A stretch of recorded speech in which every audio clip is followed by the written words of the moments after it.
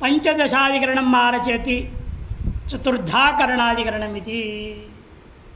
15वां अधिकरण आरंभ होता है, इस पाद का अंतिम अधिकरण भी है, तृतीय अध्याय प्रथम पाद का अंतिम अधिकरण है। चतुर्धाकरणाधिकरण, पुरुडाश आदि जो द्रव्य होते हैं, जो ठोस द्रव्य है, उनको तो काटना पड़ेगा, टुकड़े बनाने पड़ेंगे। कितने टुकड़े करना, कौन से को करना, ये सामान्य विधि आता है, तो इस पर विचार करेंगे, निर्णय लेंगे अभी। चतुर्धा कार्य आग्नेय पुरुडाशैति ईरितम चतुर्धाकरणम सर्वशेषो वाग्नेय मात्रगम उपलक्षणताग्नेये युक्ता तत्सर्वशेषता अग्निशोम्य इंद्राग्ने यत्वस्त्वाग्नेयता ततः नाग्नेयत्वं तयोर्मुख्यं केवलाग्न्यनुपाश्रयात् तेनैकस्मिन् पुरुडाशे चतुर्धा करणस्थितिः। वाक्य आया आग्नेयं चतुर्धा करोति, आग्नेयं चतुर्धा, इतना ही वाक्य है। उसे समझा रहे, आग्नेय पुरुडाशः चतुर्धा कार्य। आग्नेय अग्नि देवता जो पुरुडाश है उसे 4 भाग में टुकड़ा किया जाए। अभी विचार कर रहे, पूर्व पक्ष कहता है ये जो चतुर्धाकरण है सर्वशेष, सभी देवताओं के पुरुडाश का चतुर्धाकरण करके ही आहुति देना चाहिए, अथवा आग्नेय मात्रगम, अथवा आग्नेय मात्र में आग्नेय पुरुडाश कोई चतुर्धाकरण है, बाकी में नहीं है। ये संशय हुआ, तब से पूर्व पक्षी कहता है जो आग्नेय आया है वाक्य में उसको उपलक्षण मान लो। यह अग्निशोम में भी अग्नि शब्द है, इंद्राग्नि में भी अग्नि शब्द ही है, और केवल आग्नेय में भी अग्नि शब्द है। ऐसे तीनों में अग्नि शब्द होने के नाते इन तीनों ही पुरुडाशों में चतुर्धाकरण होना चाहिए। केवल अग्नि शब्द अन्यों का भी उपलक्षण, अन्य कौन, जो द्विदेवताक है, अग्नि सोम इंद्राग्नि द्विदेवता का कहा जाए, 2 देवता वाले द्विदेवताओं का भी उपलक्षण कर देगा, कि पूर्व पक्षी कहता है। उपलक्षणता आग्नेय अतएव सर्वशेषता युक्ता, अतः सर्वशेष सगल पुरुडाशों का शेष मानना उचित है। कौन से सर्वशेष का मतलब, अग्निशोम्य इंद्राग्ने, ये तो अस्ति आग्नेयता, क्योंकि उनमें भी आग्नेयता अंशत विद्यमान है ही है। अग्नि और सोम 2 देवता है, इंद्र और अग्नि 2 देवता है, एक अंश तो उसमें अग्नि है ही। इसीलिए इन तीनों ही पुरुडाशों का चतुर्धाकरण अन्वय होना चाहिए। सिद्धांत न, ऐसा नहीं हो सकता। तो यह अग्निशोमीय और इंद्राग्नेय, इन दोनों में क्या हो रहा है, आग्नेयत्वम मुख्यम नास्ति। वहाँ आग्नेयत्व मुख्य नहीं है, वह अग्नि गौण हो जाता है, दोनों प्रधान हो गए ना। आग्नेय जहाँ पर क्या हो गया, वे समझा रहे हैं केवल अग्नि अनुपाश्रयात्, केवल अग्नि को उपाश्रय नहीं किया, किंतु अग्नि और सोम का भी उपाश्रय कर दिया, अग्नि और इंद्र का भी उपाश्रय किया हुआ है। इसे द्विदेवता के आगो में इसका प्रवेश नहीं होगा। तेना एकस्मिन् पुरुडाशे, माने एकस्मिन् मुख्य ये वह पुरुडाश है, या मुख्य अग्निमात्र देवता कहा गया। ऐसे जो आग्नेय पुरुडाश है उसी में ही केवल चतुर्धाकरण स्थिति, चतुर्धाकरण का 4 विभाग करके अनुष्ठान करने का विनियोग किया जाएगा। दशपुर्णमास्यो श्रूयते आग्नेयम चतुर्धा करोति इति। दशपुर्णमास प्रकरण में ही यह वाक्य आया, आग्नेय चतुर्धा करोति। तत्र पूर्व पक्ष कहना है इस वाक्य में आग्नेय के समान इंद्राग्न अग्निशोमयोरपि पुरुडाशयोर अग्नि संबंधात आग्नेय शब्देन पुरुडाशत्रयम् उपलक्ष्यते है। वहाँ भी इंद्राग्नि में और अग्निशोमियों में भी पुरुडाश, दोनों पुरुडाशों में भी अग्नि का संबंध दिखाई दे रहा है। इसलिए आग्नेय शब्द के द्वारा तीनों ही पुरुडाशों को उपलक्षित किया जाए। तथा स्त्रियाणाम शेष, इन तीनों के अंदर शेषत्व अंगत्व न चतुर्धाकरण का विनियोग किया जाएगा। चेत मैवा न नहीं आग्नेय इति अयम तदिता अग्निर्देवता अस्य, वहाँ अग्निरस्य इतना ही नहीं है, तस्य इदम अधिकार में नहीं है आग्नेय शब्द, किंतु सास्य देवता अधिकार में, दोनों में फर्क है। तस्य इदम अधिकार है तो संबंध सामान्य का बोध कराएगा, तो आप जितनी चाहो उतना ले लो, संबंध सामान्य है, किसी भी जो संबंधी संभव है सबको ले लिया जाएगा, लेकिन यहाँ संबंध सामान्य में नहीं है, संबंध विशेष में है। क्या संबंध विशेष है? सास्य देवता, ये कहा गया। इसलिए वही समझा रहे सिद्धांति, आग्नेय शब्द में जो तद्धित है वह संबंध मात्र नहीं विहिता, संबंध मात्र में विहित नहीं है, किंतु द्वैत देवता संबंध है, किंतु देवता विशेष संबंध ख्यापन करने के लिए प्रयोग हुआ। सूत्रकार ने स्वयं ही तसेदम न कहा, तसेद अधिकार पहले ले लिया, बाद में बात कहा, सास्य विशेष अधिकारों को लिया, विशेषाधिकार में लिया हुआ है, देवता संबंध पर विशेष का बोध कराता है, संबंध सामान्य का नहीं। इसलिए अग्निश्च केवल द्विदेवत्य पुरुषोर न देवता, और द्विदेवता पुरुषों में केवल अग्नि देवता नहीं है। ततो देवतैक देशेन, देवता एक देशेन कृष्ण देवता उपलक्षणाद आग्नेयत्वं तयोर न मुख्यम।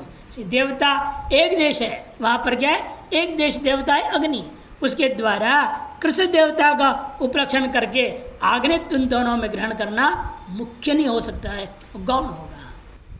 इति मुख्य एवं आग्नेय चतुर्थाकरणम व्यवतिष्ठते है, मुख्य जो आग्नेय में ही चतुर्थाकरण की व्यवस्था देना उचित होता है। इति माधवीय जैमिनी न्यायमाला विस्तरे तृतीयाध्याय से प्रथम पाद, तृतीय अध्याय प्रथम पाद समाप्त हो जाता है। तृतीय अध्याय से द्वितीय पाद से प्रथमाधिकरणम आरचति, और तृतीय अध्याय के जो द्वितीय पाद है उसका प्रथम अधिकरण आरंभ होता है। अब यहाँ सब अभी तक प्रथम पाद क्या था, श्रुति प्रमाण को मुख्य रूप में लिया, प्रासंगिक अन्य को उठाया, किसने भैया श्रुति प्रमाण क्यों लेना, लिंग प्रमाण लाएंगे, प्रमाण प्रकरण प्रमाण लाएंगे, वाक्य प्रमाण लाएंगे, स्थान प्रमाण लाएंगे, उन सबको श्रुति के बल पर खंडन कर दिया। कहीं कहीं पर लिंग प्रमाण के बल पर भी खंडन किया है। अब केवल लिंग प्रमाण की प्रधानता से विचार करेंगे। इसे अधिकरण का नाम है लिंगाधिकरणम, इस पाद का नाम भी लिंगपाद, श्रुतिपाद और अब लिंगपाद आरंभ होता है। देवोपसदनम बर्हिर दामिगीर मुख्य गौणयो तल्लिंगमर्थयोर मंत्र न्युंक्ते मुख्य एव वा शब्दार्थत्वाद्वयोस्तत्र युज्यते विनियोजनम प्रथमावगमत्वेन मुख्ये तद्विनियम्यते। विचार कर रहे बर्हिर देव सदनम दामी मंत्र, बर्हिर देव सदनम दामी, यह देवता का आसादन करने के लिए बर्री को काटा जा रहा है, उसके लिए मंत्र प्रयोग होता है। वह कौन सी घास को लेना है, बर्री शब्द से मुख्य और गौण दोनों लिया जाए, लेकिन मुख्य मात्र में लिया जाए। पूर्व पक्ष यहाँ पर भी वही विचार, तलिंगम अर्थयोर मंत्र नियुक्ते मुख्य एवं वा, उन दोनों में इस मंत्र का विनियोग किया जाए या मुख्य मात्र में किया जाए। शब्दार्थत्वाद्वयोस्तत्र, शब्द सामान्य, बड़ी शब्द से पूर्वक्ष मानना चाह रहा है सामान्य सर्व घास को ग्रहण कराता है, इसे दोनों मुख्य गौण सगल घासों को काटने में मंत्र प्रयोग होना चाहिए। सिद्धांत नहीं, प्रथमावगमत्वेन, शब्द श्रवण से सर्वप्रथम किसका अवगम होगा, मुख्य गौण दोनों एक साथ नहीं हो सकता, पहले मुख्य गौण होता है, और मुख्य अर्थ ग्रहण जब नहीं हो पाता है तब उसका बाधक कोई हो तो गौण अर्थ लिया जाएगा। सर्वत्र दोनों अर्थ थोड़े लेंगे। हमेशा क्या नियम है, कोई भी वाक्य सुनते हो पहले उसका मुख्य वाच्यार्थों को लिया जाता है, और आप देखेंगे भाई इस वाच्यार्थ लेने से वाक्यार्थ नहीं घट रहा है, कोई ना कोई बाधक दिख रहा है, तब आप गौण अर्थ लेंगे, लक्षणा के द्वारा गौण अर्थ लेंगे, या लक्षणा के द्वारा लक्ष्यार्थ लेंगे, या लक्षणा की करते हुए व्यंग्यार्थ ले लेंगे। चार ये होते हैं, वाच्यार्थ, लक्ष्यार्थ, गौणार्थ, व्यंग्यार्थ। यहाँ तो गौण और दो ही ले रहे ना, यहाँ क्या लिया? गौण और मुख्य, ये नाम से कह रहे, गौण और मुख्य। और लक्ष्यार्थ वगैरह छोड़ दिया है, दो ही मुख्यार्थ है। जैसे मानव का आपने सुना, मानव को धावती, वहां पर आपको समझ में आते बच्चा भाग रहा है, सिंहो मानव को कह दिया, तब ये बालक सिंह है, प्रत्यक्षता बाधित हो रहा है, बालक सिंह तो है ही नहीं, सिंह जैसा है, गरज रहा है, दहाड़ रहा है, निर्भय है। इन गुणों को लेकर के जहाँ प्रयोग हो रहा है, प्रत्यक्ष से मुख्यार्थ बाधित होने पर आप वहाँ गौण अर्थ लेते हो। एक साथ दोनों अर्थ लेंगे क्या? मांड को धावती में भी दोनों अर्थ, सिंह मांड में भी दोनों अर्थ, ऐसा तो नहीं होता। यहाँ पर भी हमेशा प्रथमावगम क्या है? मुख्यार्थ का ही होता है। अतएव मुख्य तद्विनियुज्यते, मुख्य जो बड़े शब्द वाच्य या 10 प्रकार के घास हैं, वैदिक घास, उन वैदिक घासों का ही काटने में प्रयोग होगा। उससे भिन्न जो लौकिक घास है उनको काटने के लिए नहीं होगा। घास में कितने प्रकार की, कितने जाति के घास? 10 तो वेदों ने गिना है जो वैदिक घास है, पता नहीं कितना है। एक जगह हमने 24 प्रकार के घास देखा, एक गौशाला में बताया था ना मैंने, 24 प्रकार का घास उगाया उसने, और गौ को छोड़ता था, गौ अपने मर्जी से उनको पसंद का घास खा लेते थे जाकर। तो उसमें से 10 ही हो गए ना वैदिक, बाकी 14 तो अवैदिक है। उनके अलावा और भी प्रकार हो सकता है इस दुनिया में, तो क्या पता कितने हैं। वो सब गौण अर्थ लिया जाएगा। हमारे यहाँ बड़ी सबसे 10 ही को लेंगे, बाकी सब गौण हो जाते हैं। देखिए, बरिर देव सदनम दामी इति लवण प्रकाशको मंत्र आमना था। दा धातु यहाँ लवण करना है, काटने अर्थ में। दैप लवणे, दैप था ना, पकार संज्ञा दही बचा, दही को दा हो गया, दामी। इसलिए कहते हैं कि यह मंत्र लवण के जो काटना रूपी कर्म के प्रकाशक है। किसी को काटना है? बर्री घास को। किस लिए? देवताओं का आसन बनाने के लिए, देव सदनम। तत्र लवण प्रकाशन सामर्थ्य रूपा जो लक्षणेन लिंगेन, लवण मने काटना रूपी अर्थ का प्रकाशन रूपी सामर्थ्य इस दामी शब्द में है। इसलिए लिंग प्रमाण के आधार परिपूर्ण पक्षी कह रहा है, लिंगेन अयम मंत्र लवण क्रियायाम विनियोज्यते। लवण क्रिया से संबंध करना चाहता है, और लवण क्रिया क्या है? सकल घासों के साथ जुड़ जाएगा। लवितव्यम बर्रिड जीविधाम, लवितव्य जो बर्री है वह भी 2 प्रकार का है, मुख्यम गौणंच। मुख्यम कुश काशादि 10 विध दर्भ रूपम, कुश काश आदि 10 प्रकार के दर्भ माने गए और मुख्य है वो बर्री शब्द वाच्य। और गौणम तो तत्सदृश तृणांतरम, तत्सदृश अनेक और घास विराजमान है। तस्मिन् बर्री शब्द से मानव अग्नि शब्दवद गुणयोगेन प्रवृत्तत्वात्, इसलिए उन सभियों में बर्री शब्द को मानव जैसे अग्नि के शब्द मानव में प्रयोग हुआ गौण, उसी प्रकार प्रयोग सभी में हो गया, मान लो। तथा सती मुख्यवत गौणस्यापि शब्दार्थत्वेन दर्भस्य तृणांतरस्य लवणे मंत्र विनियोग, से मुख्य के समान गौण भी शब्दार्थत्वेन बर्री शब्द का अर्थत्वेन ग्रहण कर लिया। अतः दर्भ और जो 10 प्रकार के कहे गए दर्भ, इनके अलावा अन्य जो लौकिक घास हैं उन सब का विलवण काटने में इस मंत्र का विनियोग होना चाहिए। इति प्राप्ते ब्रूमः। मुख्यस्य शीघ्र प्रतितत्वेन, मुख्य ही हमेशा प्रथम अवस्थित होता है। कोई भी शब्द हो उसका वाच्यार्थ सबसे पहले उपस्थित होता है, और वाच्यार्थ को लेकर के जब वाक्यार्थ का निर्णय नहीं ले पाओगे, वहाँ पर कोई बाधक आ जाए, प्रतिबंधक हो, तब अन्य अर्थ ग्रहण करते हो। प्रथम उपस्थित क्या है? वाच्यार्थ। उसे छोड़ के हम कैसे गौण में चले जाएंगे? और उसको लेने के द्वारा ही जब वाक्यार्थ निर्णय हो जा रहा है, अन्वय करने में कोई समस्या नहीं हो रही है, फिर हम गौणार्थ कर्म क्यों जाएंगे? वही समझा रहे मुख्य शीघ्र प्रतीतत्वेन मुख्य मंत्र विनियुज्य चरितार्थम लिंगम, लिंग प्रमाण चरितार्थ। अतएव विलंब प्रतीतिक गौणापेक्षा न करोति। विलंब से प्रतीत होने वाला जो गौण है, घास, लौकिक घास आदि, उनकी अपेक्षा विनियोग करने के लिए करेगा ही नहीं। मुख्यार्थ के द्वारा विनियोग हो गया और साथ विनियोग करने में कोई बाधक नहीं है, प्रतिबंधक नहीं है। अतएव अनायासी से विनियोग जब हो गया है, चरितार्थ हो गया प्रमाण, अब पुनः वह गौण में प्रवृत्त नहीं हो सकता। तस्मात् मुख्य सेव लवणे मंत्र नियमित।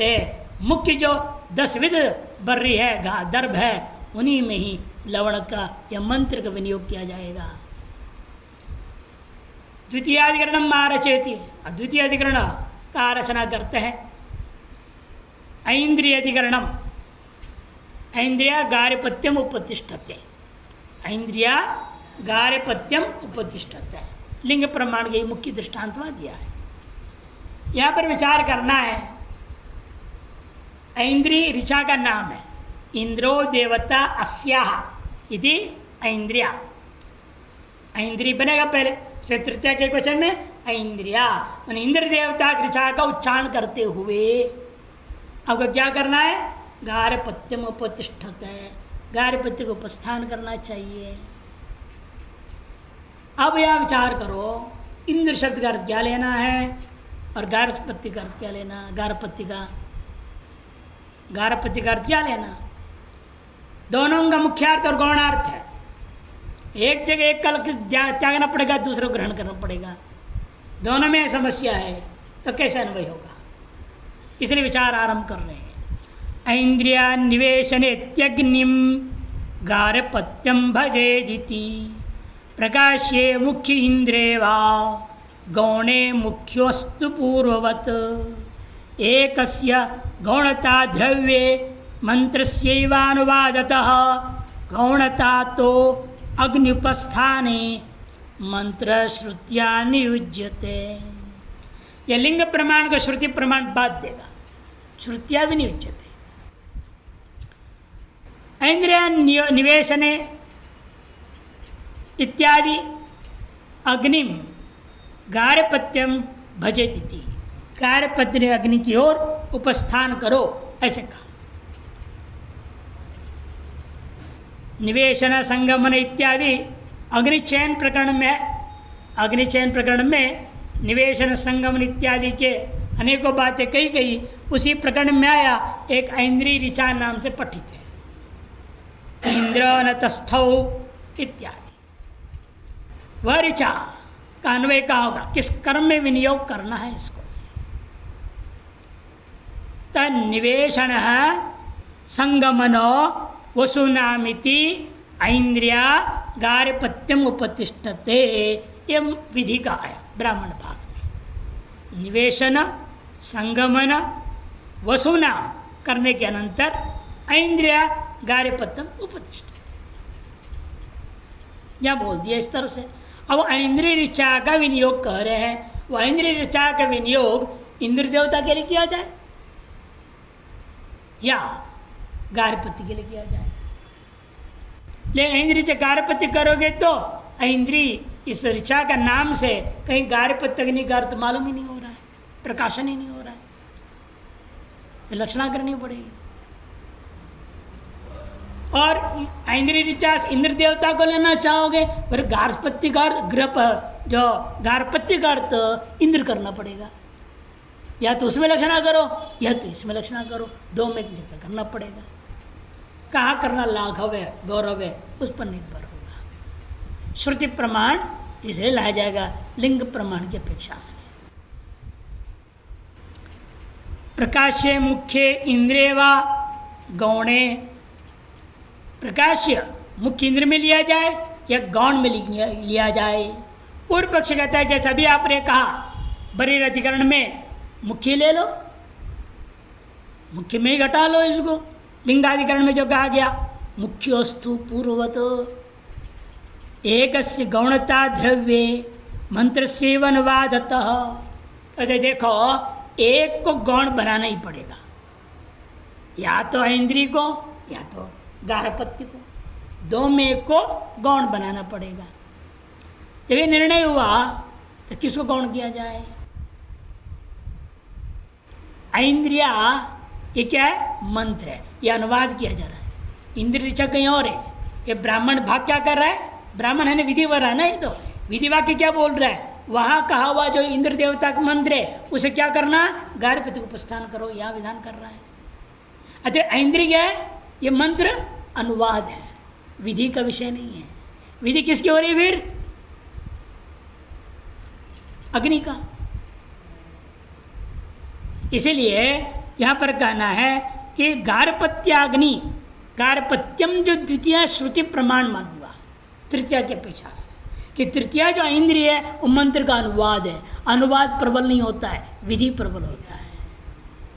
इसलिए कहते देखो यहां पर मंत्र सेवनवादता गौणता अतो अग्नि उपस्थान है, इसे अग्नि के उपस्थान में गौण मानना पड़ेगा। अतः मंत्र श्रुतिया नियुज्यते, श्रुति प्रमाण के आधार मंत्र को गारहपत्य के उपस्थान में इसलिए विनियोग कर दिया जाएगा। अग्निचयने निवेशन संगमन इत्यादि का काचिद ऐन्द्री ऋचा आमनाता, तस्य उत्तरार्ध में कहा इंद्र न तस्थौ, इंद्र जो हमारे लिए उपस्थित होवे इति पठ्यमानत्वात्, उसके आगे में उसी ऋचा के अंत में पाठ है। अतएव तन मंत्र विषय ब्राह्मणम चैव मामनेते, उस मंत्र का कहाँ प्रयोग करना है उस विषय को ब्राह्मण भाग में यूँ कह दिया। निवेशन संगमन वसोनाम इत्यादि जो इंद्रिय ऋचा है उस इंद्रिय ऋचा के द्वारा गारहपत्य उपतिष्ठते इति एतेन ब्राह्मणेन गारहपत्य प्रस्थाने विनुज्यमानो मंत्रो अर्थम प्रकाशन मुख्यम इंद्रियम अपि प्रकाशयति। यानी यहाँ पर जो है गारहपत्य उपस्थान के विनियोग करता हुआ यह मंत्र अपने अर्थ को प्रकाशन करते हुए मुख्यतया इंद्र को प्रकाशित करता है। इसे मुख्यश्च इंद्र स्वर्गाधिपति सहस्राक्ष, और वैसे भी इंद्र क्या है? मुख्य, स्वर्गों का अधिपति है वो तो। तत्र इंद्र शब्द से रूढ़त्वात्, उसी में इंद्र शब्द रूढ़ भी है। और गौणस्तु इंद्र गारहपत्य, और गारहपत्य अग्नि को यहाँ पर जो कहा गया वो अग्नि नहीं लेना, इंद्र के लिए गौण शब्द प्रयोग कर दिया।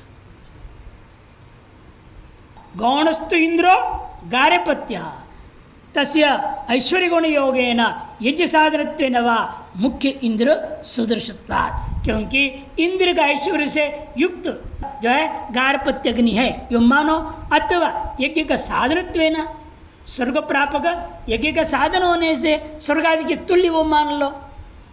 और गारहपत्य में इंद्रत्व से गौण व्यवहार हो गया, मुख्य इंद्र के सदृश मान लिया।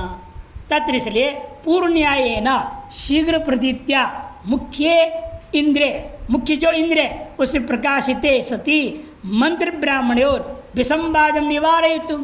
लेकिन समस्या है पूर्व न्याय के आधार पर शीघ्र प्रतीति किसकी हो गई? मुख्य इंद्र का।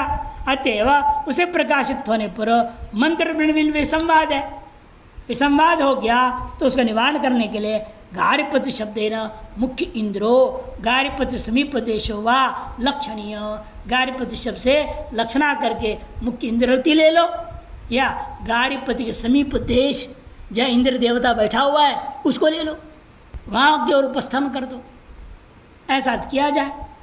इति प्राप्ते ब्रूमा, सिद्धांत दे दे देखो इंद्र गारहपत्य से और अन्य तरह से गौणत्व, ये तो पक्का है।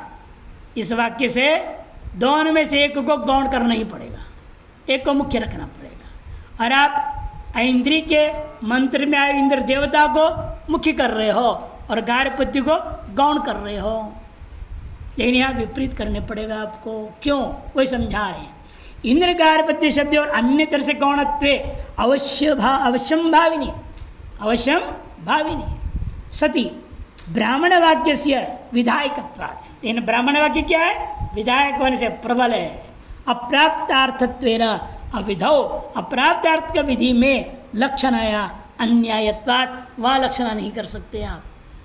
किंतु प्राप्तार्थत्वेन अनुवाद को मंत्र, प्राप्त अर्थ का ही अनुवादक होने से मंत्र एव इंद्र शब्देन वन्यम लक्षिष्यति, मंत्र में ही इंद्र शब्द आया, उस इंद्र को हम गार्हपत्य अग्नि अर्थ कर देंगे।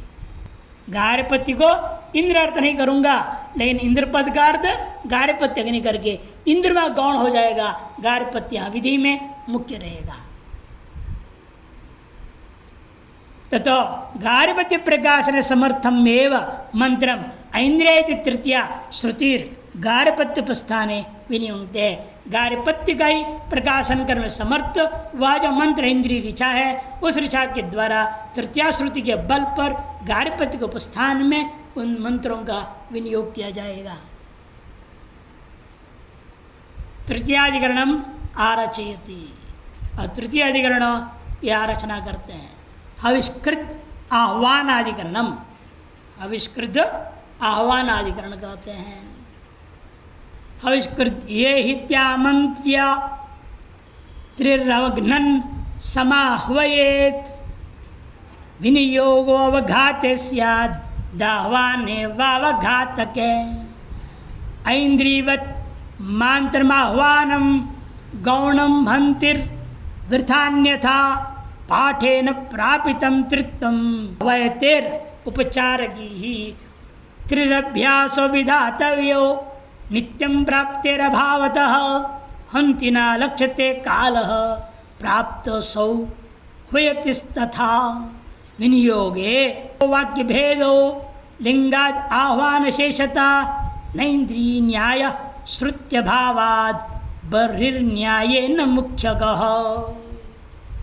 या पूर्वाधिकरण न्याय नहीं लगेंगे कि श्रुति प्रमाण यहाँ है नहीं, वहाँ श्रुति थी तृतीया श्रुति ऐन्द्रिया, यहाँ पर तृतीया श्रुति नहीं है यहाँ। किंतु हमें इसलिए क्या लेना पड़ेगा? बर्री के लिंग प्रमाण से विनियोग करना पड़ेगा। अतः प्रथमाधिकरण न्याय से मुख्य में ही जाएगा, गौण में नहीं जाएगा। हविष्कृत एहि इत्यामंत्र्य त्रिर अवघ्नन समाह्वयेत, कहा है हविष्कृत यही। हविष्कृत कहते हैं जिसे हविष किया है तो जो पदार्थ है उसका आह्वान करता है, अध्वर्यु आइए आइए पधारो, अब आपका आहुति दे करके हम यज्ञ करने वाले हैं। वहां पर क्या होता है? त्रिर अवघ्नन समाह्वयेत का 3 बार आह्वान पूर्वक आह्वान करना है। क्या अर्थ इसका? यह विनियोग अवघाते स्यात् आह्वाने वा। त्रिर अवघ्नन का है ना, इसे पूर्व पक्ष का मानना है, इस अवघात में ही इसका मंत्र का विनियोग करना चाहिए, त्रिर आवृत्ति करनी चाहिए, अथवा आह्वान में। पूर्व पक्ष का अवघात के ऐन्द्रिवत मंत्रम आह्वानम, ऐन्द्रिय के समान यहाँ पर क्या है? मंत्र के द्वारा आह्वान किया जा रहा है। अथवा गौणम जो हंति, और हंति जो प्रयोग हुआ है वह आह्वानन जो है, हंति बना आह्वानन, अवहंति जो आह्वानन है वो गौण मानो, अन्यथा व्यर्थ हो जाएगा ये जो कहना। इसीलिए आह्वानन को गौण कर दो, और आह्वानम च ऐन्द्रिय मंत्रम आह्वानम गौणम, नहीं तो क्या होगा? हनन व्यर्थ हो जाएगा। इसलिए आह्वान को गौण कर दीजिएगा और आह्वान को मुख्य कर दीजिए, नहीं तो आह्वान कहना व्यर्थ हो जाएगा। ये पूर्व पक्ष कहना है। ऐन्द्रिय के समान मंत्र को, मंत्र के आह्वान को गौण करो, अन्यथा हंतिर वृथा से व्यर्थ हो जाएगा। जब पाठेन प्रापितम तृत्व, इसे विधि के द्वारा प्राप्त तृत्व, और वयतेर उपचार की ही, उसमें आह्वान का औपचारिक कथन समझो, नहीं तो वाक्य भेद हो जाएगा। त्रिरभ्यास विधातव्यो नित्यम प्राप्तेर भावतः। नित्य ही उसे प्राप्ति का न होने के कारण से केवल त्रिरभ्यास का विधान करना चाहिए। हंतिना लक्ष्यते काल, तो सिद्धांत कहते नहीं होगा। क्यों? हंति के द्वारा काल लक्षित किया गया। प्राप्तोसौ वयतिष्ठता, इसलिए आह्वान प्राप्त है। विनियोगे वाक्य भेद, और दोनों का विनियोग विधि करोगे वाक्य भेद दोष हो जाएगा। इसीलिए लिंगात आह्वान शेषता, लिंग प्रमाण से आह्वान का ही शेष करो, अवघात का नहीं। न इंद्रिय न्याय श्रुतिवत, और इंद्रिय न्याय नहीं लगा सकता। क्यों? श्रुति प्रमाण है ही नहीं इस वाक्य में। वहाँ श्रुति साक्षात श्रुतता, यह ऐसा नहीं है। बरीर न्याय ना मुख्य गौ, इसे बरीर न्याय से या मुख्य ही में अन्वय होगा, आह्वान में ही जाएगा, जो है अवर्णन में नहीं। दर्शमण मासे श्रूयते आविष्कृत्य ही इति, इसके बाद आया त्रिर अवघ्नन आवाहयत आह्वयति, त्रिरवघ्नन आह्वयति इति। देवानां मर्ते या हवि संपादयति सा हविष्कृत, देवताओं के लिए जो हविष का संपादन किया जाता है उस हविष का नाम है हविष्कृत। ताम एनाम संबोध्य, उस हविष का संबोधन करते हुए अध्वर्योर ये ही इति ब्रूते, ये ही ऐसा बोलता है। तथा च अयम मंत्र, और समय मंत्र है ब्राह्मणेन व्याख्यायते, ब्राह्मण के द्वारा इसका ऐसे व्याख्यान किया गया। हविष्कृत्य ही त्याह ये एव देवानां हविष्कृतस् तान् आह्वयति इति तम इमं मंत्रम उच्चार्य अध्वर्युस् त्रिवारम अवघातम कुर्वन् आह्वयति इत्यर्थः। ये स्वयं ब्राह्मण भाग ने इन दोनों मंत्रों का व्याख्या कर दिया। हविष्कृत्य ही इत्याह, यह एव देवानाम आविष्कृत, जो देवताओं के लिए हविष का निर्माण किया, तान आह्वयति, उनको अध्वर्यों ने आह्वान करता है इति। फिर कहते तम इमं मंत्रम, इस मंत्र को उच्चारण करके अध्वर्यो त्रिवारम अवघातम कुर्वन, 3 बार अवघात करते हुए आह्वयति, आह्वान करता है। कुर्वन नहीं, यहाँ पर कृत्वा नहीं है, कुर्वन करते हुए, साथ साथ है ना। किसमें होता है? क्षत्रिय प्रत्यांत है ये। घटः प्रथमा समनाधिकरणे क्षत्रिशान च होता है ना। एतेन वाक्येन मंत्रो अवघाते विनियुज्यते, पूर्व पक्ष कहता है इस वाक्य से मालूम हो रहा है मंत्र को अवघात में विनियोग करना चाहिए। एक देशी शंका करते पूछेगा, न आह्वान समर्थो न तो अवघाते, ये तो आह्वान का प्रकाशन करने में समर्थ मंत्र है, अवघात का प्रकाशन कर नहीं रहा है। चेत न तस्य अवघात लक्षकत्वात्, आह्वान भी अवघात का लक्षक है, क्योंकि यहाँ क्या कहा है?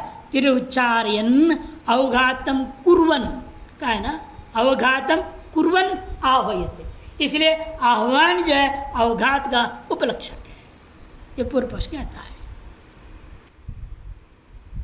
पूर्व पक्ष शंका ने एक देशी ने जवाब दिया पूर्व पक्ष का, यथा पूर्ववृतायाम ऐन्द्रियाम रुचि इंद्र शब्दों गौण, जिसे पूर्ववृत ऐन्द्रिय यह मंत्र में इंद्र शब्द गौण था, तद्वत ये ही पदम मंत्रगतत्वेन अवघाते गौणम भविष्यति, यही मंत्रगत जो पद के कारण से अवघात के विषय में वो गौण हो जाएगा, आह्वान में प्रदान हो जाएगा।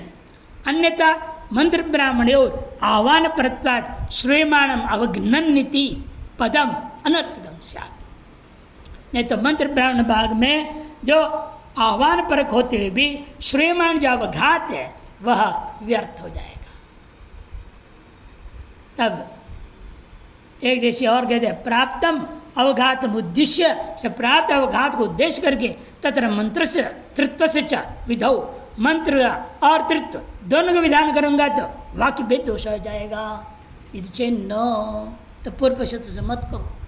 तृत्व से प्राप्तत्वे नानुवादकत्वात्, तृत्व जो है प्राप्त होने के कारण से जो अनुवादक नहीं है। कस्यांचित शाखायाम, क्योंकि किसी शाखा में अयम मंत्र कांडे त्रिर आवरणाभ्यस्य आमनाथ आवयति पदम तु ये ही वद अवघात परतया उपचरणीयम इति प्राप्ते ब्रूमः। कहीं पर किसी शाखा में 3 बार कह दिया है, किसी शाखा में 2 बार कहा, किसी शाखा में 1 बार कहा है, इसीलिए शाखा भेद से भेद है। इसे कस्यचित शाखायाम, लेकिन क्या हुआ है, इस मंत्र को कांड में 3 बार अभ्यास करके पाठ किया, आवृत्ति करके पाठ किया है। और आवृत्ति पदंचतु ये ही वद अवघात प्रत्या उपचरणीयम, इसलिए आवैत पद को यही पद के समान अवघात के बाद में औपचारिक प्रयोग कर लेना चाहिए। इति प्राप्ते ब्रूमः। त्रिरभ्यासस्य नित्यवत प्राप्ति पाठ मात्रेण न सिद्ध्यते। जो त्रिरभ्यास को आपने नित्य के समान प्राप्ति कह रहे हो, ये कैसे पाठ मात्र से प्राप्त हो जाएगा कि विधि के बिना? 3 बार कोई चीज़ को पाठ कर दिया, आवृत्ति कर दिया, इतने मात्र से आप मान लोगे? वेद में कई बार एक ही मंत्र को अलग अलग अर्थ में अलग अलग वाक्य से बोल देते हैं। जैसे वो क्या आया था ना आपका, असतो माँ सद्गमया, तमसो माँ ज्योतिर्गमया, मृत्योर माँ अमृतम। तीनों का एक ही अर्थ है, शब्द मात्र भेद है। सिद्ध किया भाष्य में। इसका मतलब क्या है? एक ही को बोलूं मैं 3 बार, अर्थ समान है ना। इन तीनों को अलग अलग ही बोलना है, भले अर्थ बराबर हो। इसे क्वचित शाखा में 3 बार पाठ हो गया, पाठ मात्र से हम निर्णय नहीं ले सकते। पाठ मात्रेण न सिद्ध्यति। क्यों? कस्य शाखायाम द्विपाठत, कस्यांचित सकृत पाठत, कि किसी में तो 2 बार पाठ है, किसी में तो 1 बार पाठ है। कैसे मैं कहूँगा तृत्व नित्य प्राप्त है? तृत्व नित्य प्राप्त तब होता जब सर्किल शाखा वाले 3 बार मान लेते हैं। कहीं 3, कहीं 2, कहीं 1 है। नित्यकार आए विकल्प हो गया, वे विचारी है तृत्व संख्या। अतो असो नित्यवद विधीयते, इसे यहाँ नित्य के सन विधान करना आवश्यक हो गया। न च अवघ्नन नित्य से व्यर्थ, फिर तो अवघ्नन जो व्यर्थ हो जाएगा, ऐसा मत कहो। तस्य काल लक्षकत्वात्, वो काल का लक्षक है। किस समय आह्वान करना है? जब आह्वान हो रहा है, आह्वान काल में, ऐसे काल को उपलक्षित कर दो उसको। तब पूर्व पक्षी कहेगा काल से विधो वाक्य भेद, काल का भी विधान करोगे और ऋतु का विधान कर रहे हो, दोनों का विधान करोगे, फिर वाक्य में दोष हो जाएगा। न काल से प्राप्त, काल तो अन्य विषय प्राप्त है। गृहीण वहन्यात कह दिया है। और जब क्रमेण अंगानुष्ठान होता है, वहाँ याग के लिए तैयारी हो रही है, तो आवर्णन काल निश्चित है, किस समय आवर्णन करना है। इन्हें आवते डाल तो थोड़ी करेंगे, पहले सब करना पड़ता है ना। पहले करके उसको पीसा है, आटा बनाया, दूध से उसको साना, पुरडास बनाया, पुरडास को पकाया, बहुत पहले का काल है वो आवर्णन काल, वो सुनिश्चित है। इसलिए कहते हैं काल तो अन्य विधि से प्राप्त है। नहीं अवघाते सहाय आह्वानम अन्यस्मिन् काले भवति। अवघात के साथ में किए जाने वाला आह्वान को इसे अन्य काल में प्राप्ति नहीं होने वाला। ततो अर्थ प्राप्त काल, इसे अर्थ था काल तो प्राप्त है। आह्वानम अपि मंत्र सामर्थ्या देव प्राप्तत्वात् न विधेयम, आह्वान भी मंत्र सामर्थ्य से प्राप्त होने के नाते वह भी मेरा विधेय नहीं है। नहीं ये ही मंत्र पाठ आह्वान मंत्रेण उपपद्यते, और यही यह मंत्र पाठ जो है आह्वान के बिना उपपन्न ही नहीं हो सकता। अतः आह्वान भी क्या है? उस मंत्र से प्राप्त हो गया है। मंत्र व्याख्यान 14 और मंत्र व्याख्यान पूर्व में हमने पहले ही बता चुका हूँ। तत्र अयम वाक्यार्थ संपन्न, इसे यह वाक्यार्थ संपन्न होता है। अवघात काले यद आह्वानम तस्य त्रिरभ्यास कर्तव्य। अवघात काल में जो आह्वान किया जाता है उसका 3 बार अभ्यास होगा। हविष्कृत्ये ही, हविष्कृत्ये ही, हविष्कृत्ये ही, ऐसे 3 बार बोलेगा ध्वनि। आह्वान जब अवघात काल में ही करेगा, ये इस वाक्य का तात्पर्यार्थ हो जाता है। अतएव शाखांतरे विस्पष्टम आह्वान अनुवादेन अभ्यास विधीयते। इसलिए शाखांतर में क्या है, विस्पष्ट रूपेण अंगों को विधान करने हेतु आह्वान का अनुवाद करके, आह्वान का अनुवादेन, आह्वान अनुवादेन अभ्यासो विधीयते। त्रिरावयति त्रिसत्या ही देवा इति स्पष्ट कह दिया।